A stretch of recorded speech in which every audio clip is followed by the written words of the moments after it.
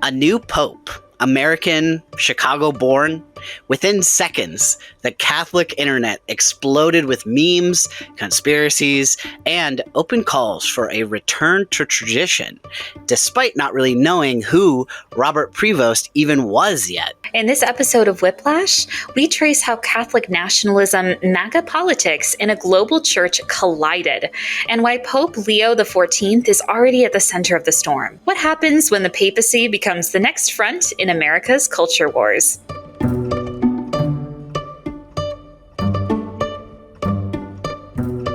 Welcome to Whiplash with Maxwell Kuzma, the show where two queer Catholics, Max and Emma, dive into the dark and twisty Catholic faith we were handed, and the beautiful mess we're building in its place. It's a journey of exploration, excavation, and deconstruction. As we challenge the limited view of God we were taught, and embrace a fully affirming, expansive Catholic faith. No topic is off limits, and no question is too big or too small. We're in this together, figuring out how to reconcile our queerness with our Catholicism, and maybe, just maybe, even reimagine them both.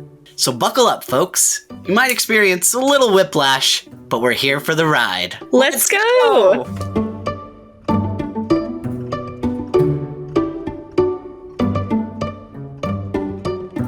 A new pope has been elected, and for the first time in history, he was born in the U.S. The headlines are still breaking, but the reactions, they've been loud, polarized, and deeply revealing. I'm Max Kuzma. And I'm Emma Cieslik. This is Whiplash, where we unravel the tangled threads of faith, politics, and identity in today's Catholic Church.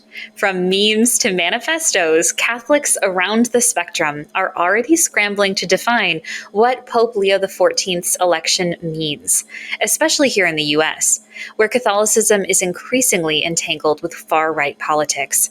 In this episode, we'll look at how we got to this moment. From the rise of Catholic nationalism to the way that doctrine has been copy-pasted onto political party lines, and what this new papacy might signal for the future of the church.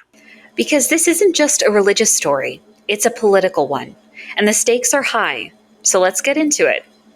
Yeah, so today I wanted to start off this episode of the podcast by talking about how, Pope Leo's appointment is so fresh, so new. There's so much we don't know. A lot of people have been trying to, define or make predictions or speculate about what he's going to do. And my opinion is that we're really going to have to wait and see for a lot of things. I mean, there's been breaking news even as of today, Friday, May 16th, when we're recording this, that we will talk about. But what I really want to do is ground this conversation in the rise and the trends of American Catholic nationalism that we've seen, and indeed, of course, the evangelical MAGA movement that have led up to this election of the first U.S. Pope. We've really enjoyed on the podcast, and we appreciate you all in that through this approach, we're able to take more a methodical, historical view of what's going on. The reason that this episode didn't come out immediately after Pope Leo was elected was because as queer Catholics, we also had to process the news. But me and my history had to dive into the history, and Max dove into theology. So while we wrote a piece on Substack, we were really passionate to think critically about the political implications by digging deeper over the week. Absolutely, yes. It's the type of thing that is, there's going to be many, many articles and many things to say about him as time goes on. But I think this is a good time to set some context, set some establishing parameters, and we will definitely cover what reactions have been on the left and the right in the political divide that we have that, again, as mentioned in the intro, we can't just copy and paste this political understanding that we have in the U.S. onto the church. And I have a feeling a lot of these MAGA Catholics and others in the U.S. are going to be discovering this as time goes on about Pope Leo. And so another thing I want to start with at the outset is a note on LGBTQ issues, as these are probably going to be top of mind for our listeners and are top of mind for us as well. I'm a transgender man. Emma is a queer femme. And so as people with the Catholic experience, and the LGBTQ experience, we are really tracking and paying attention to this. And so that's one of the breaking news things that happened today, is that he did affirm that the family is based on a stable union between man and woman. That's kind of the quote. And so that's something that, is inherently exclusionary of LGBTQ identities. It's also, Catholic theology, Catholic doctrine, that is what the church teaches. But at the same time, there was a webinar that New Ways Ministry did, with a few reporters to summarize and talk about what they thought might be next for the LGBTQ community with the new Pope. And something that Heidi Schlump of the National Catholic Reporter said, which I thought was very important, is that she noted the Pope can change doctrine. Of course, the Pope can, right? He does have the authority to make that drastic of a change, like to change that document, for example. Or I don't know that Leo is going to take us forward on some of these issues, at least not initially. But I don't think he's signaled that he's going to take us backward. So it's an interesting balance and an interesting tightrope to walk when it comes to different roles in the church, and also I think in society broadly, but we're talking about the church here. We need different people doing different things. This is so vague, but when I think about somebody like Pope Francis, I think about how, we always talk about how like it's like a mixed bag. It wasn't like all positive, but it also wasn't all negative, and it wasn't even as negative as some of the things that his predecessors did. When I think about Pope Francis, I think about somebody who really advanced good causes to a strong extent of his ability in that role. Yes, he could have definitely done more, but I think the example that he showed was really positive. And I think that if we have more people in society modeling that type of behavior, I think that's how we make change, is people doing what they can at their position. Another person I think of is Father James Martin, and people have been as critical about Father Jim as they have about Pope Francis for similar reasons. Like, well, Father Jim didn't go far enough to say this, or he didn't do this. And it's like, well, he is a Catholic priest, and he is doing a lot more than many Catholic priests. So I guess my point is, there's got to be some balance, because I'm definitely not saying it excuses anything, or that we shouldn't expect or hope for more from our leaders or people in positions of authority. But what I'm really saying is that I'm hoping that Pope Leo, even in spite of what he said today about affirming the family and how that is exclusionary of queer people, I'm hoping that he can be one of these people who can model a way that we can move forward, in a way that we can progress. 100%, and is also capable and open and receptive to the concept of change.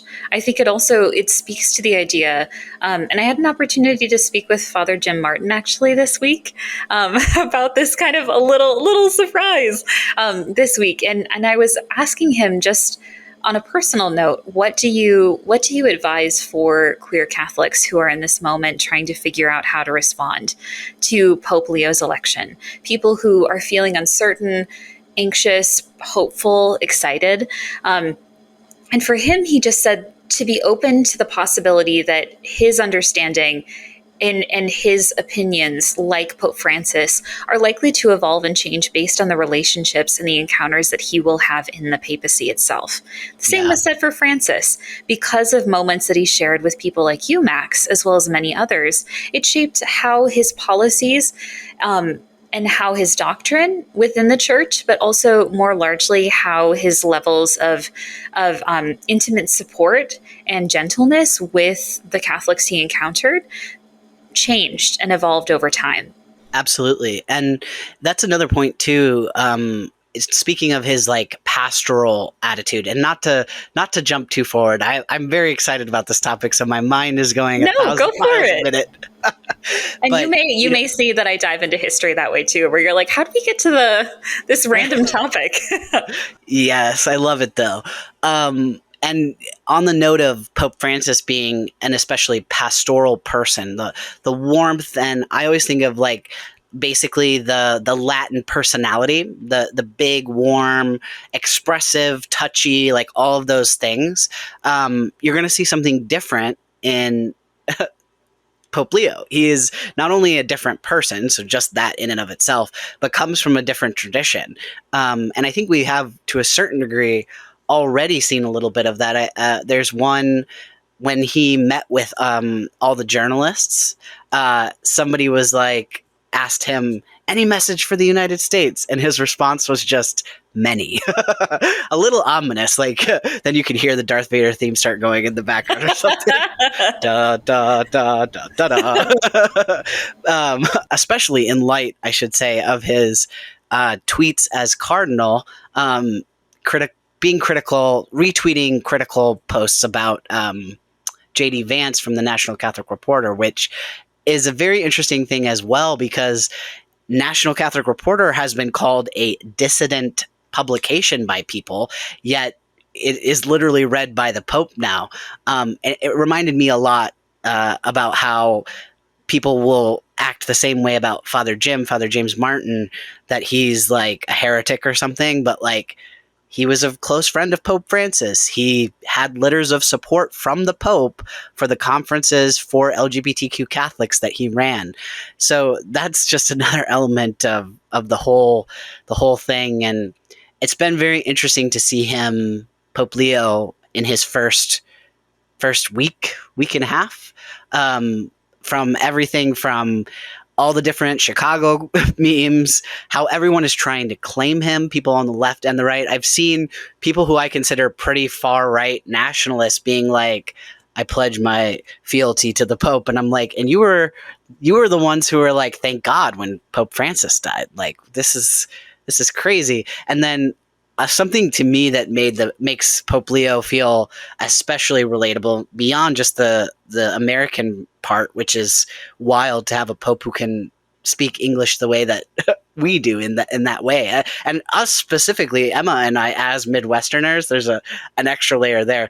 But another relatable element is that I think it's his elder brother has had a history on social media of some pretty MAGA aligned views, which are now all hidden and not public viewing anymore. And I believe what his brother said on the matter was something along the lines of, well, I'll probably tone it down now that he's Pope.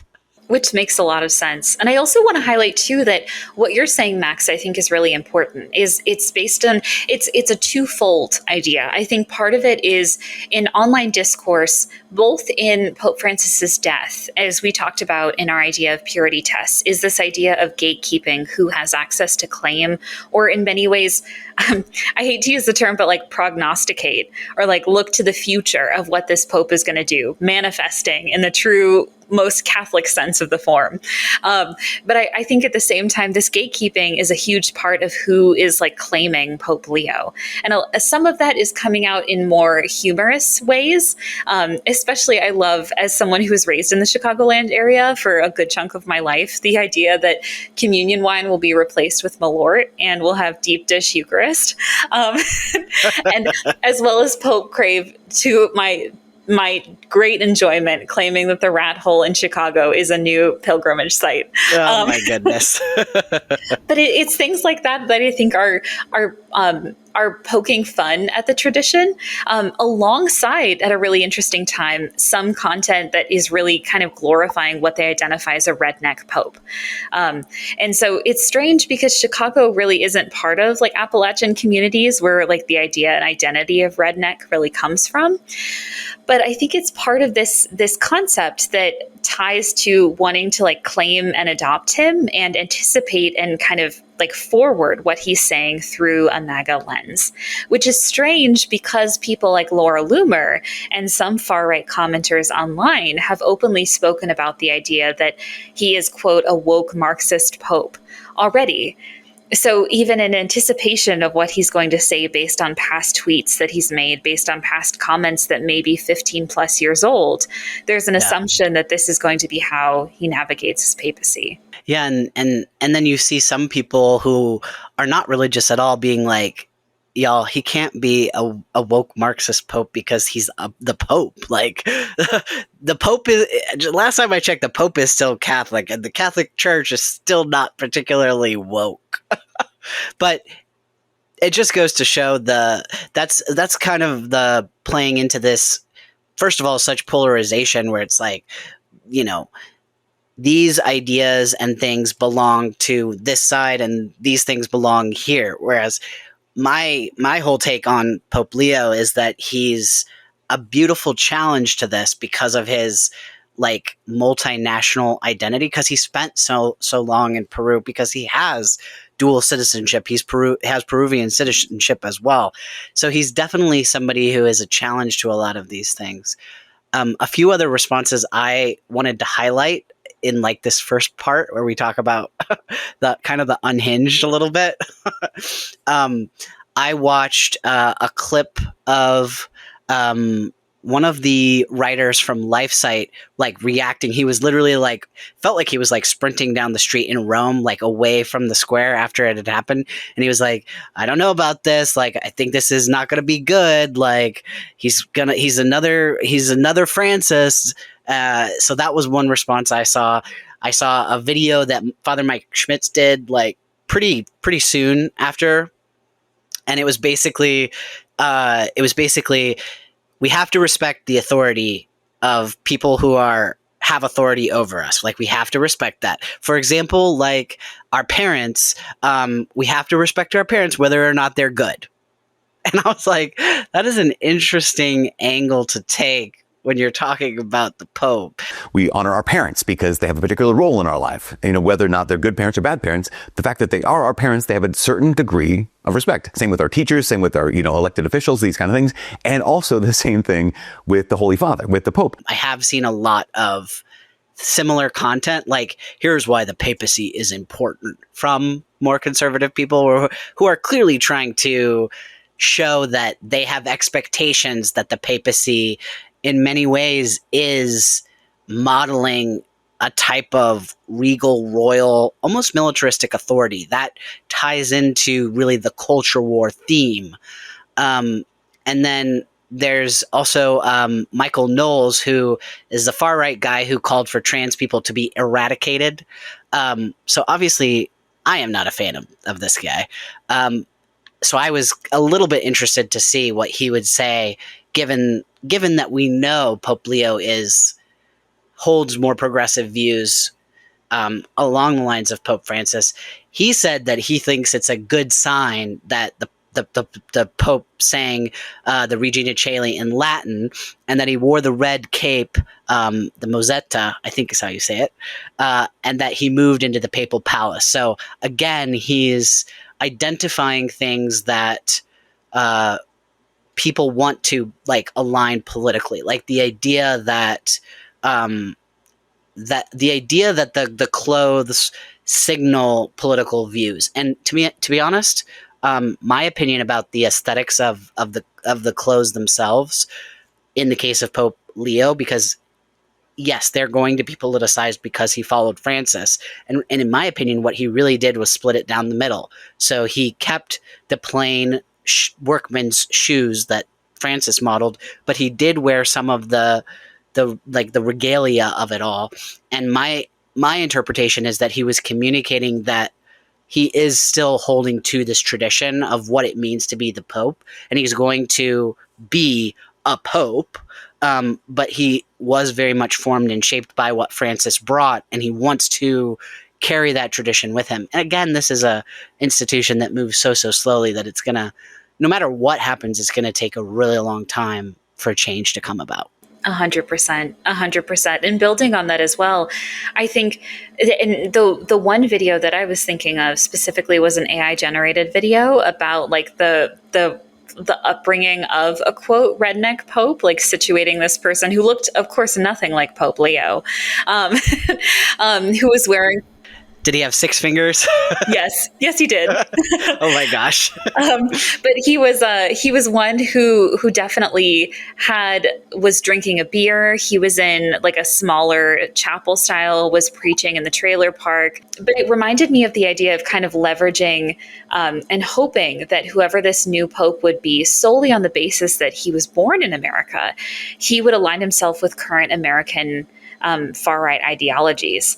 And I think one of the most interesting things this week that we've talked about is the idea that in claiming him, a lot of really inflammatory language about, quote, like, make the Vatican great again, has developed. And I think part of it comes from and I know, I know so many pieces have been written about this, but the idea that when Trump did post his AI generated image of him as Pope and retweeted it on the White House account, a lot of people were saying similar language to this, of him cutting out waste in the Vatican, of him making the church great again.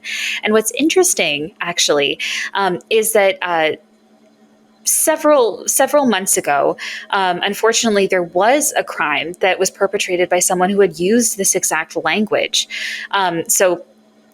Catholic priest Father Arul Carasalo was shot and killed by Gary Hermesh. He is a 66-year-old white man who published letters in a local Nemaha County newspaper called the Courier Tribune between January 2021, so especially critical timing with the January 6th insurrection, to March 2024. So one thing that was particularly significant is that in August of 2021, he had written, quote, "Let's not sweat the small stuff, though. Maybe if we just follow Donald Trump's example, we'll, quote, make the church great again," unquote. And just earlier that year, on January 20th, 2021, just the day before President Biden was inaugurated, he was writing again, quote, "So now in this world of this strange new version of, quote, Catholicism, unquote, we get a capitulating weak puppy like Joe Biden." So Hermesh's terminology is really similar to both how after Pope Francis passed, but also with the election of Pope Leo, how even though these letters were written years before any of this went down, how it was kind of this conflation of Catholicism and far-right American identity that applied kind of Trump's own campaign slogan and the idea of cancel culture to describe Vatican politics. And a lot of, at the crux of what he's writing, and especially a lot of his letters and arguably the violence that he enacted, even though we don't know his motive, is this idea of spiritual warfare, but also Catholic insurrection inside of the church with sedevacantists and traditionalist Catholics, but also applying it to really glomming on and supporting Leo in the forms that he is taking now, and hoping and really in many ways praying through rosary nights, through online campaigns, that what he is going to uphold in the Vatican is not only a far-right view and traditionalist one of Catholicism, but an inherently American form of Catholicism, putting a country first beyond a global church. Absolutely. Yeah, I would love for you. I know you did just unpack it. Like, that last sentence was so good. But can you say even more about what you see as like the relevance of that story? Because I totally get it, but I would love to hear like more of what made that one stand out to you and why you wanted to highlight it. 100%. And I think what I brought to it and what I was reflecting on it is it kind of mirrors the same dialogue that we saw in different ways surrounding Pope Francis's death. So immediately following Pope Francis's death, we had this idea of people, specifically like Eric Sammons, as you mentioned earlier, posting like Deo Gratias on Latin or on X, Latin for thank God.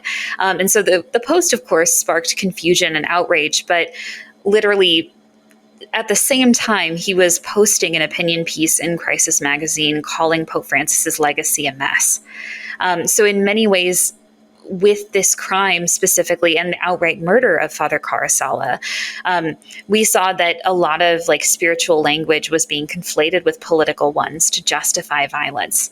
And it's something that we've highlighted a lot in our discussions of Catholic masculinity, of crusader content, and a lot of conquistador content proliferating online, of young men basically saying, like, if the Pope called me up for another crusade, I would immediately go. And the idea that the violence that was implicit in that, and colonialism that justified in the time incorrectly, and also leveraged Catholic power and wealth for that, is somehow valid today, is really problematic. But I also want to say, as I get into it, because I'm the same way, I got really excited.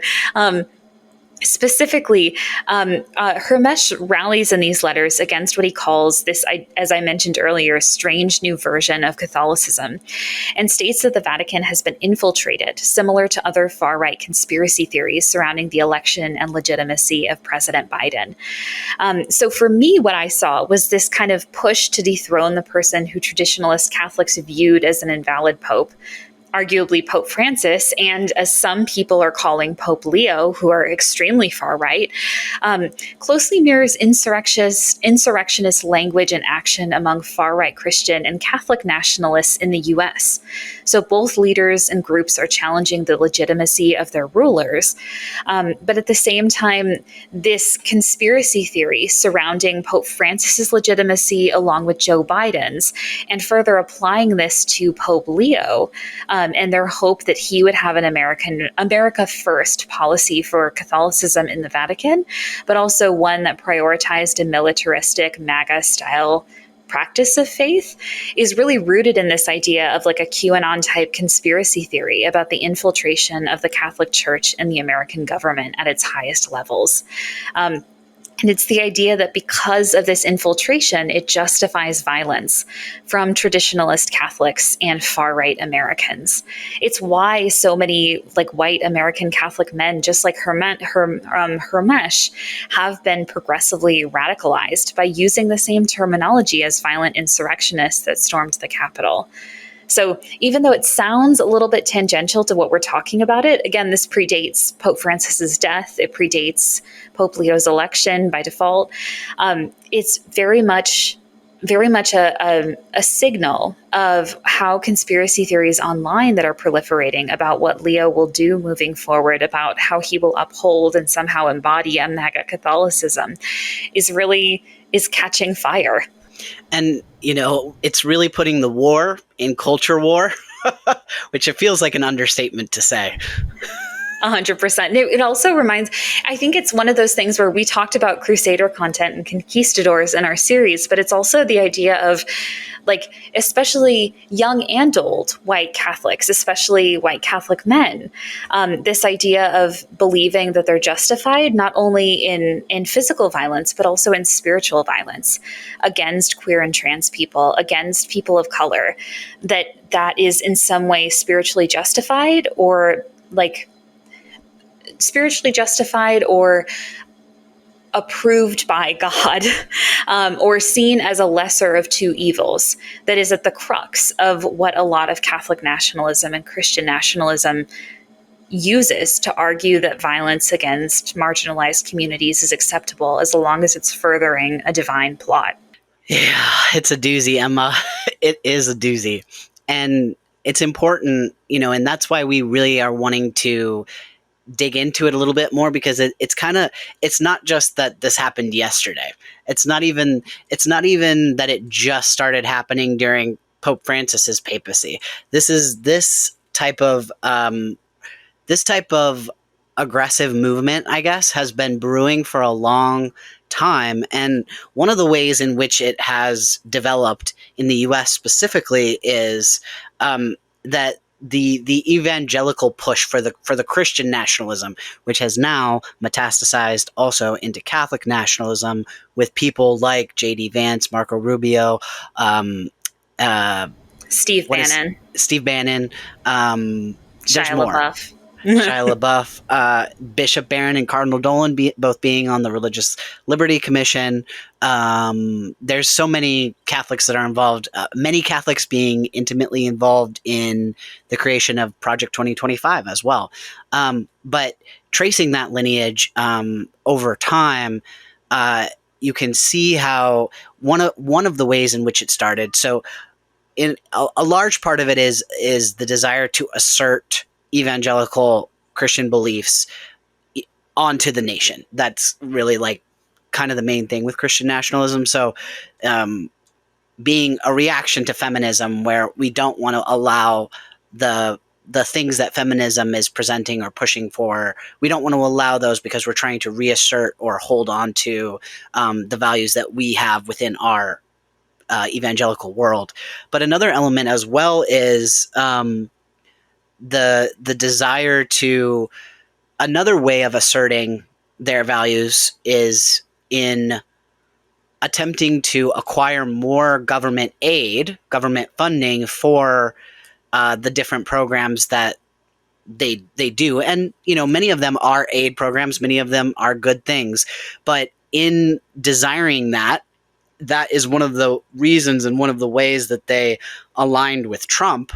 But then the irony of, in the second Trump presidency here, one of the first things being that they got stripped of funding, and you know, many things got stripped of funding, obviously, but they were important enough because they literally were the reason, they were responsible in large part for him becoming president.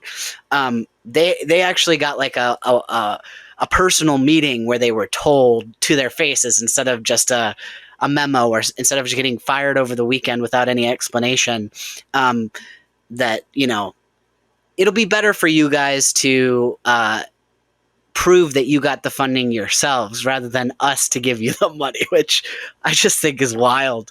But it also leads us to this current moment with Trump's executive order for against anti-Christian bias, which of course is intimately couched around this idea that those who would harass people trying to go to access reproductive care, that should be allowed, that's okay. Like, in defense of those people, similar to this whole idea of that we're going to pardon the people who were involved in January 6th.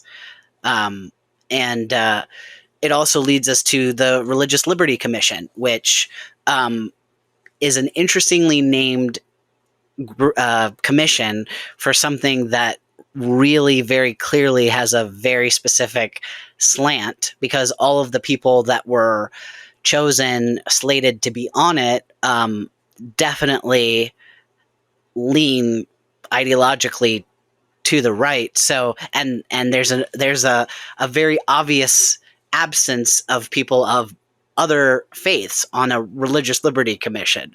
I believe there's a rabbi, but I think he was there the token person of a different faith.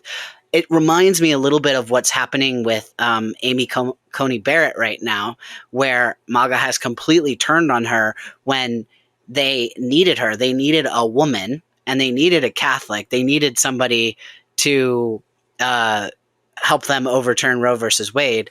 But now that she is like, hey, actually, I'm a judge, and we believe that, you know, you have to answer to the court, like, that's who I am. That's my identity. Now they're all mad because she's not going along with their script. All of these things kind of show and speak to this like progression into like the politicization and the way of using Christianity specifically to promote people in power and authority, keeping that power and authority. You have to have the same beliefs as me. You have to look like me. You have to think like me. And that's what gives you value. It's not love your neighbor. It's love the people who look exactly like you. 100%. It's very much the conflation of elements of white supremacy that tie to current discussions about Pope Leo's own racial ancestry. One thing that's been really interesting over the past week has also been his ties to Creole ancestry in Louisiana, and a lot of people kind of expressing discontent about him being someone like someone descendant from people of color, him being a person of color. So it was a lot in that same sense of people trying to claim in some ways that he presented and would prioritize a distinctly American political religious ethic over his Vatican responsibility, just like Amy Coney Barrett, in the same way that this idea that he must be white, because if he's not white, he's therefore not upholding our ideas of white supremacy. I feel like it also connects to this idea of religious liberty you talk about, of my religious liberty, and therefore my ability to exert my religion is I'm using this foil, this veil of this being an exercise of my own rights to practice my faith as a way to harm other people. And just as you say, it's not protecting the rights of other individuals of faith and their own religious traditions. It's prioritizing and like suprematizing one in particular. And it's the idea of trying to essentialize who Pope Leo is. Even in content we've seen online where it's AI generated images of Pope Leo taking off his vestments and having a ripped six pack and lifting weights, is this idea of kind of trying to glorify the white, hyper-masculine American male and who they want him to be, even though he's, as we're learning, very much not. Yes, and that's, I think, what you just mentioned about the hyper-masculine part as well is one of the reasons why, I mean, it's striking to me that Bishop Barron is one of the people selected for the Religious Liberty Commission. I just want to read some of what he said when it was announced, and part of his prayer that he offered when they were announcing it. He prayed that God will bless our president and that Trump will, quote, strive always to please you in what he says and does, and may he govern under the direction of your providence, end quote. He prayed that the president's decisions will, quote, always be particularly mindful of those who suffer and those who are most in need, end quote.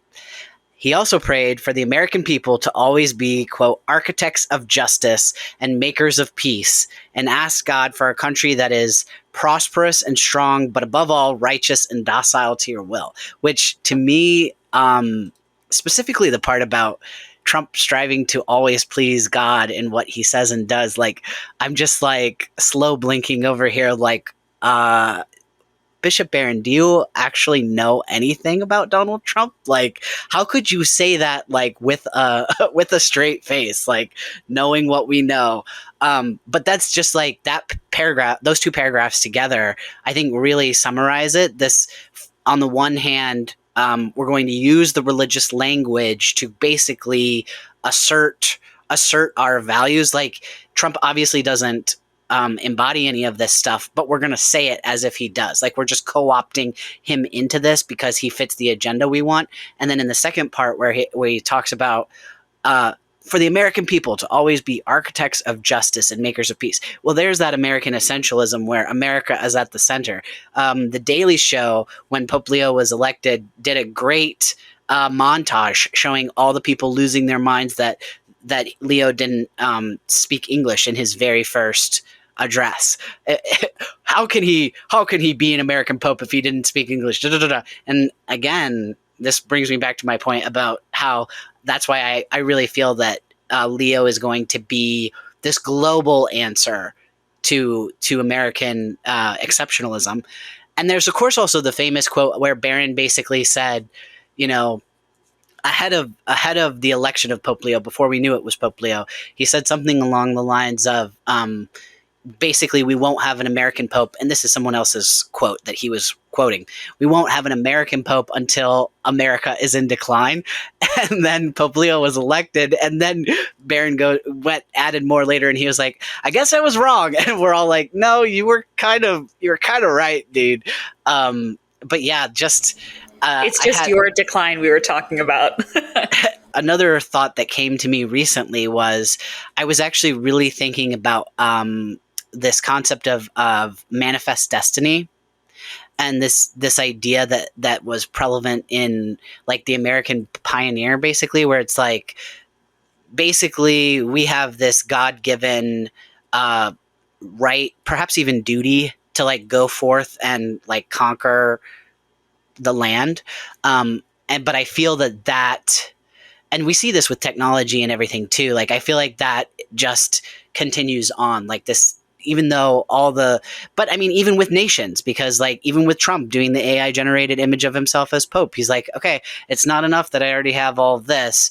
I need more. I need to like conquer more things and have more things, more titles and more power. 100%. And I think it also ties to the idea, as we've talked about, that and it was something that I think is useful in the perspective, is with the rise of MAGA Catholicism, with the rise of Catholic nationalism, bringing in a pope who could claim American identity, who could claim an inherent like birthright tie, even though that's like a wrong justification for any authority, could claim a birthright tie to America, was very much a challenge to the United States and modern right, far right Catholic leaders that 100%. basically are claiming my version of the way I'm practicing Catholicism is rooted in an idea of American patriotism. It reminds me a lot of like the situation with Bishop Strickland. Well, he's no longer Bishop. Joseph Strickland now. Mr. Strickland. So Joseph Strickland, he's one of the most popular, well-known, I guess, members of this sort of anti-Pope Francis coalition. There's others. I can't think of everyone's names right now, but different priests who have been part of this. I guess somebody who would be a contemporary would probably be Frank Pavone, who used to be a priest and had his facilities stripped. He's the, I believe, the like head of the group Priests for Life. But the whole thing with Strickland, he, during the election, like the conclave, when the white smoke went up, he was on a live stream to react to the new pope, to Pope Leo. And when the name was announced, you could just see his face entirely fall, because Pope Leo is one of the people who was basically responsible for removing him. Like, that was like Pope Leo at the time, his job was like overseeing that issue. For Pope Leo, he has an American identifier and an American like birthright that he can claim to. That it shouldn't be a justification for him being able to speak to American Catholics, but for in a country where MAGA Catholicism is reliant and based on this idea that you can conflate patriotism with Catholic identity, and that being a good Catholic means being a good quote unquote patriot, whatever construct that is.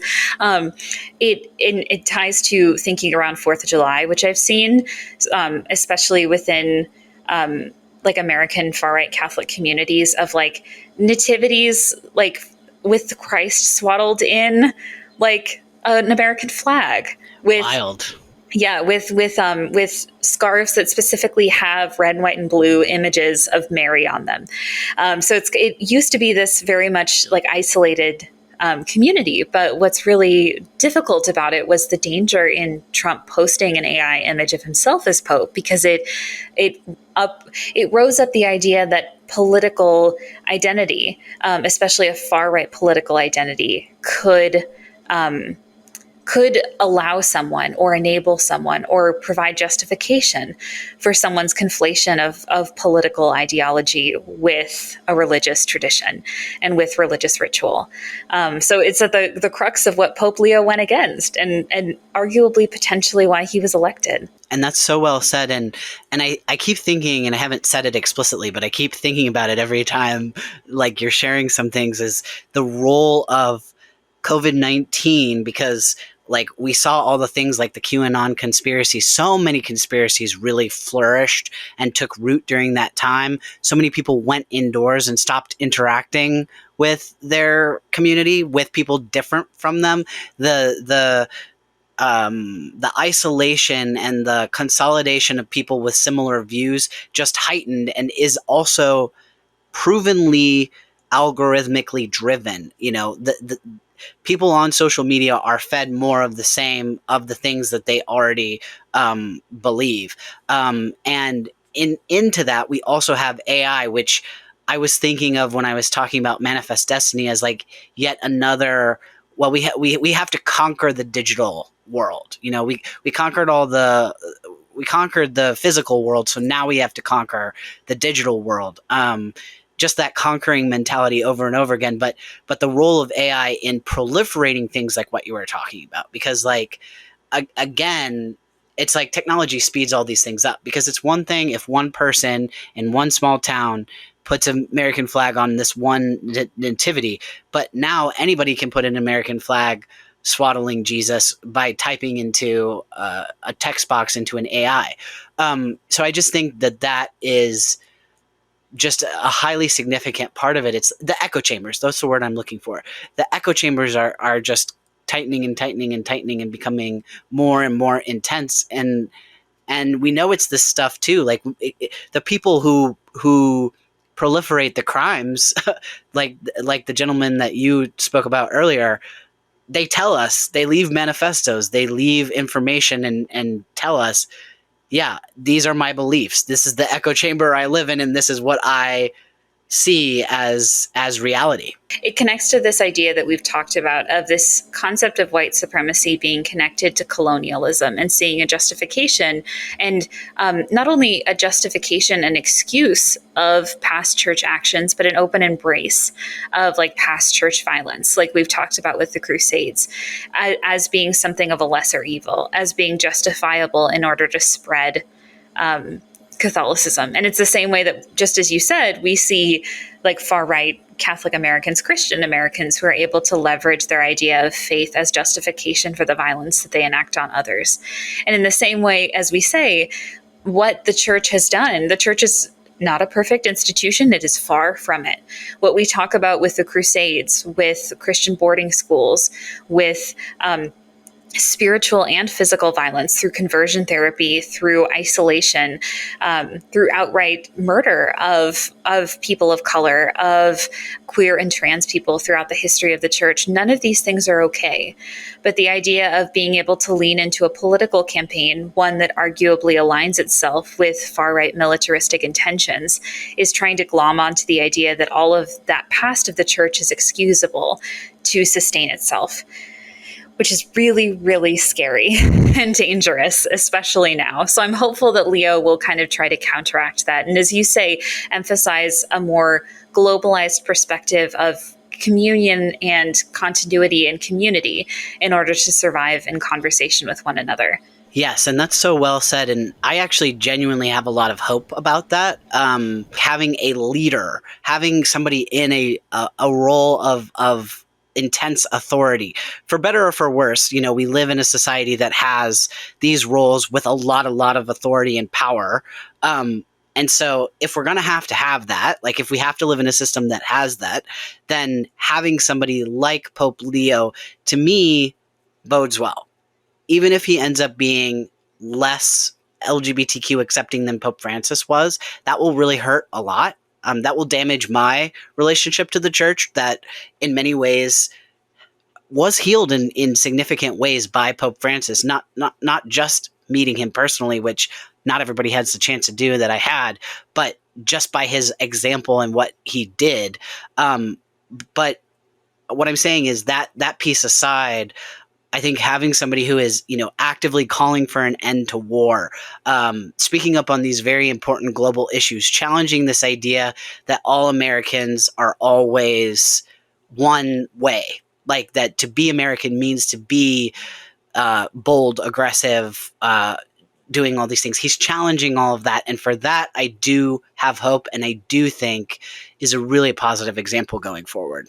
100%. And it's the idea of recognizing that a global church and a globalized community-centered perspective is what is necessary to deconstruct and destabilize nationalist and Christian and Catholic nationalist movements throughout the world. And as we've been seeing, these movements have grown not only in the United States, but in particularly Catholic countries, including in Central and South American countries, as well as in Eastern European ones like Poland, which has a really, really strong both anti-Francis sentiment, but also like far right, anti-LGBTQ plus, but also anti-abortion statement as well. And I think what you say resonates with me as well as an LGBTQ plus Catholic, because what we saw today, specifically him addressing to a press conference that I believe a stable marriage is between a man and a woman, which I loved online responses, because very much in this vein of Gen Z and younger generations kind of memeing the papacy and not taking it seriously and kind of challenging the papacy and the colonial and patriarchy of the church through memes, was a lot of people responding and going, first of all, what do you expect? The church is still an institutional, homophobic and transphobic institution, but also like, what about a chaotic relationship? Like there are different frameworks for love and affection, and we're not looking necessarily to the church to affirm our relationships, even though for many of us who are Catholic, having sacramental recognition of our love is significant. So it seemed like a powerful and significant step that seemed to define Leo's approach as one that was a little bit more measured and methodical, as opposed to Pope Francis's, which was wonderful and emotive, but especially sometimes unexpected in displays of affection and genuine acceptance that he had in sharing pasta with trans women, in meeting closely with queer and trans people, and yet at the same time, like overseeing a Vatican that released Dignitas Infinita. So it's a really interesting approach. And I am both tentatively hopeful in him following the footsteps of Francis, and also in queer and trans people like myself feeling that we have a place in the church. And even though what Francis did during his papacy was not enough, as we've openly talked about, I think more than anything, it affirmed the idea that queer and trans people have a place here. We deserve a place here in the church. And queer and trans people have never seen that authenticated at the highest levels of the church. So many of us are like, well, I'm not going back in the closet. I'm not going to back down, regardless of if Leo's approach to this is measured, steady, and, as we've seen so far, more radically centrist and more conservative in that sense. So I'm hopeful that a lot of queer and trans people are like, it's our church too. We saw that we still have a place and somebody welcomed us in and cracked the door. We're not going to let you close it again. Yes, I think that's a super good point to like lead us to the conclusion of this, and not to like veer off back into what we were talking about too much. But I just wanted to say something that stands out is this idea of the separation of church and state, right? And so, you know, Leo is very much articulating, well, this is what the church believes, but what we're struggling with here in the U.S. with the rise of Christian and Catholic nationalism is they're trying to erase the separation of church and state in favor of a very particular church, a particular idea of what church is or what church means. So ironically, it's like, I really do feel like Pope Leo is pulling that back apart, like separating that back. Because again, with this idea, he is American, but he's not like, I guess for lack of, he's not America first. This whole idea of like, America is first, America is the only one. So he is actually creating more separation between church and state in a way that we actually really do need. The thing that that Trump, Barron, all these far right Catholic people have done in pushing the church and the state together. I mean, Barron literally said the State of the Union was a liturgy of democracy. That's what he thought of. And Pope Leo is now on the scene to like start to pull that back apart. So that's why I feel like it's nuanced and it's complicated. I also really do agree with what you said, Emma, that, you know, we're not going to go back in the closet. Like the warmth and acceptance that we felt and we experienced, we like that is what we deserve. We deserve to be members of the family. That was Pope Francis's whole thing is, hey, you don't kick out a member of your family. Like, 100%. And I think it's very important, as we talked about last week with this idea of queer joy, is in moments and in pockets of Pope Francis's papacy, we really experienced moments of queer Catholic joy, whether that was enabled or made possible by Pope Francis's actions, whether that was challenged by his actions, especially in direct action by Dignitas Infinita, in some language that he said that is very similar to what Pope Leo has said in the past and what he said on Friday, is the idea that because we've felt joy, because we've held space for ourselves, there isn't a motivation to go back. And in truly one of my favorite ways, as Pope Crave, which created this zine that raised thousands of dollars for intersex rights, reflecting on Conclave and the twist ending of Pope Innocence, was this idea that the internet is actively engaged in the papacy. They were engaged in the election, especially after Pope Francis's death, and they will be engaged in Pope Leo's movement and leadership moving forward.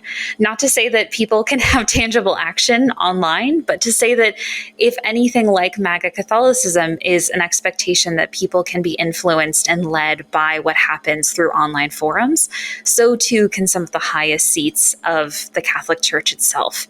And Pope Leo is evidence that he's been involved in these conversations for many, many years, just as you mentioned, in terms of his outright criticism of J.D. Vance and Ordo Amoris philosophy in terms of immigrant communities in the United States. Whatever people who are listening to this podcast are feeling in this moment is valid. A lot of us are coming to the papacy with different ideas, especially as we approach Pride Month here in the United States, of hope, of anxiety, of fear, of excitement for what Pope Leo's papacy can mean for so many of us. And all of those feelings are valid.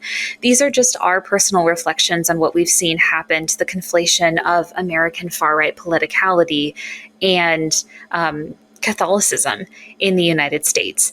And with that being said, it's a reflection of what we hope in the future of the Catholic Church in trying to challenge what Catholic nationalism exists. If you're curious about that phrase and we talked about, go back and listen to our Catholic nationalism episode. In many ways, it resonates more now than ever. But just hold space and be gentle with yourself for whatever you're feeling and how that may evolve as we learn more about Pope Leo's opinions, and also what changes he will make in terms of doctrine within the church.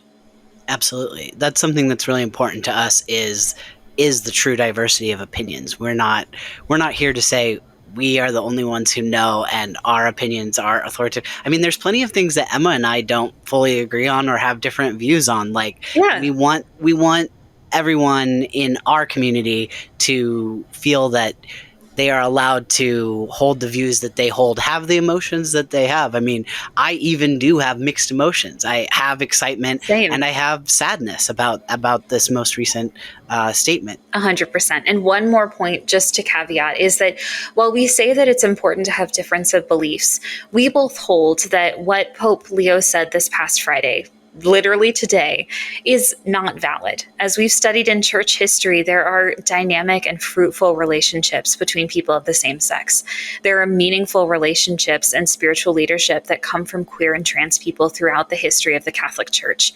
They have existed in our highest levels of leadership and been some of the foremost voices at speaking God's words into truth in the world. Mm-hmm. While we understand that he's the Pope, and just as other people have said, respect the authority that he holds in this office, we hold and recognize that we are, again, not going back in the closet, but also that stable families come in many different forms. Mm-hmm. It's not just from a cis man and a cis woman. As we have found many fruitful relationships, especially fruitful and loving ones within the Catholic Church and outside of it, exist because they reject the idea that a heteronormative family has to be the only type of one that exists in the world.